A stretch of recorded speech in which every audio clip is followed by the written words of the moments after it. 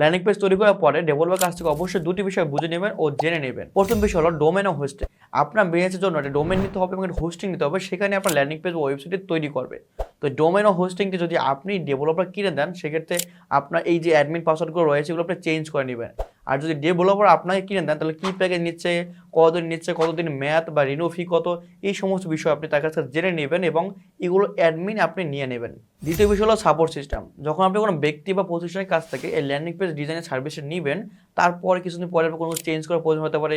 তো সেক্ষেত্রে আবার তাদের কাছে যেতে হবে এবং অতিরিক্ত অর্থ খরচ করতে হবে কিনা, এই সমস্ত বিষয় জেনে নেবেন এবং তাদের সাপোর্ট সিস্টেমটা কি এটি অবশ্যই জেনে নেবেন। অনেকে আমাদের নাফিয়ান ডিজিটাল থেকে এই সাপোর্টটা নিয়ে থাকে। যখন আমাদের ক্লায়েন্টের কোনো কাজ আমরা করে থাকি, তাকে আমরা ভিডিও টিউটোরিয়াল আকারে দিয়ে থাকি। তাদের এক্সট্রা করে অতিরিক্ত অর্থ খরচ করতে হবে না এবং ডেভেলপার কাছেও যেতে হবে না। তাই আপনার বিজনেসে ল্যান্ডিং পেজ তৈরি করতে আপনি কিন্তু আমাদের সাথে যোগাযোগ করতে পারেন এবং আমাদের ডেমো কাজগুলো কিন্তু আপনারা দেখতে পারেন এবং যোগাযোগ করা খুবই সহজ। নিচে দেওয়া বাটনে ক্লিক করুন অথবা স্ক্রিনে নাম্বারে হোয়াটসঅ্যাপ করুন।